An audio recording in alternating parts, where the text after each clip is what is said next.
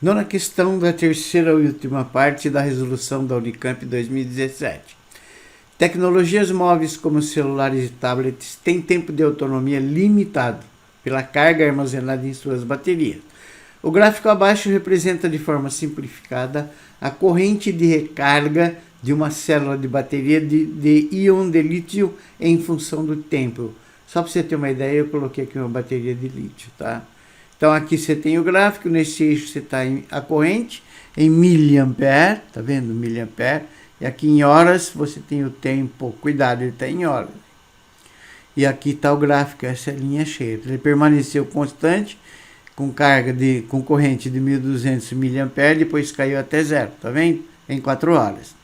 Considere uma célula de bateria inicialmente descarregada e que é carregada seguindo essa curva de corrente. Ele quer a sua carga final de recarga é D. E aqui estão as alternativas. Resolução. Em todo o gráfico da intensidade de corrente elétrica I em função do tempo, a área sob o gráfico, embaixo da linha cheia, entre dois instantes quaisquer, ΔT, mede a carga elétrica Q entre esses instantes. Então, se você achar a área S aqui, tá vendo o gráfico, corrente aqui, tempo aqui, tá? Se você achar essa área S, você está achando a carga. Então, nesse gráfico que é igual a área, que é igual a base vezes a altura, que é igual a área de um retângulo, tá? Uma é I, outro vezes ΔT. Então, a fórmula da carga elétrica é SQ igual a I vezes ΔT. Mas se vale para esse caso, vale para qualquer caso. Então, no caso do nosso exercício, ele está pedindo a carga entre 0 e 4 horas, basta a gente achar a carga total. A carga total, tá? É essa área churada aqui que eu botei para você, ó. Essa área churada em vermelho, tá vendo? Pode ver que essa área é a área de um trapézio.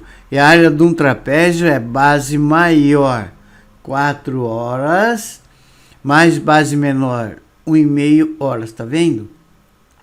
Eu passei para segundo já, multipliquei por 3.600, que uma hora tem 3.600 segundos. Então, base maior, base menor, vezes a altura. A altura é essa daqui, ó, daqui do 0 até 1.200. Está em mili, tá? Ampere. Então, é 1.200 vezes 10 a menos 3 amperes sobre 2. Então, essa carga vai dar 19.800 vezes 1,2 sobre 2. Essa carga pedida pelo exercício, tá? Ela vale 11.880 coulomb. E a alternativa correta é a alternativa B. 10ª questão. Considere que, de forma simplificada, a resolução máxima de um microscópio óptico é igual ao comprimento de onda da luz incidente no objeto a ser observado. Então, a resolução máxima de um microscópio óptico é igual ao comprimento de onda da luz incidente no objeto a ser observado. Observando a célula representada na figura abaixo e sabendo que o intervalo de frequências do espectro da luz visível está compreendido entre 4 vezes 10 a 14 Hz e 7,5 vezes 10 a 14 Hz, ele quer a menor estrutura celular que se poderia observar nesse microscópio de luz. Se for preciso, utilize C, que é a velocidade da luz no vácuo no ar, 3,10 metros por segundo, e aqui estão as alternativas, e aqui estão o comprimento de cada um desses elementos, tá? A mitocôndria tem 1000 nm, N é 10 a menos 9, e aqui está de cada um desses elementos aqui, tá bom? E aqui estão as alternativas. Equação fundamental da ondulatória. V igual a lambda F. V é a velocidade de propagação da onda ou da luz. Lambda é o comprimento de onda e F é a frequência da onda. Nesse microscópio de luz, a velocidade de propagação da luz é constante, foi fornecido, vale 3 vezes 10 a oitava metro por segundo. E assim, pela equação fundamental da ondulatória, V igual a uma constante, que é lambda F. O comprimento de onda, lambda, é inversamente proporcional à frequência F. Veja bem, como o C é o mesmo, para o C dar o mesmo número, então se eu aumento o lambda, eu vou ter que diminuir F, a frequência F, e vice-versa. Então, o lambda é inversamente proporcional ao f. Como pelo enunciado, o intervalo de frequência do espectro de luz visível está compreendido entre 4 vezes 10 a 14 Hz e 7,5 vezes 10 a 14 Hz, a menor estrutura celular é aquela que tem menor lambda, que se poderia observar nesse microscópio de luz, corresponde à maior frequência, porque são inversamente proporcionais, nesse intervalo de tempo, nesse intervalo de frequência. E a maior delas é a 7,5 vezes 10 a 14 Hz. C igual a lambda F, e o C ele forneceu, o C ou V, lambda F, o C ou V ele forneceu é 3 vezes 10 oitava, lambda vezes o F, que é 7,5 vezes 5 vezes 10 a 14, vezes 7,5 vezes 10 a 14, perdão. Então, o lambda vai ser 3 vezes 10 oitavo sobre 7,5 vezes 10 a 14. O lambda vai dar 0,4 vezes 10 a menos 6. Portanto, o lambda é 4 vezes 10 a menos 7 metros. Como lá em cima na figura está tudo em nanômetros, então vai ser 400 vezes 10 a menos 9 metros, ou 400 nm. Portanto, se você observar a figura lá em cima, você vai ver que a menor estrutura celular que você pode perceber nesse microscópio é o retículo endoplasmático, cuja dimensão é 420 nanômetro, e a alternativa correta é a alternativa B de bola.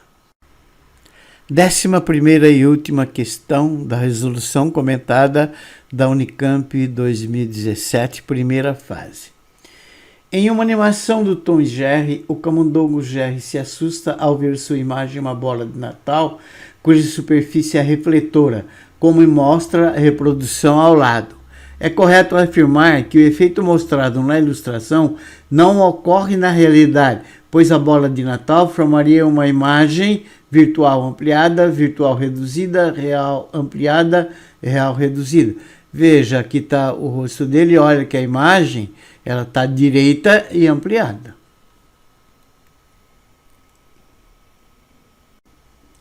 O comportamento do balão de Natal como espelho é idêntico ao fornecido por um espelho esférico convexo, que possui as seguintes características. Construção geométrica da imagem nos espelhos convexos. Espelho convexo. Para qualquer localização do objeto, não importa onde está o objeto, independentemente de sua posição, a imagem será sempre. Natureza dela, virtual. Localização, ela está sempre atrás do espelho, entre o vértice e o foco. E observe nas figuras acima que à medida que o objeto se aproxima do espelho, a imagem também se aproxima e aumenta de tamanho, mas ela sempre está entre V e F.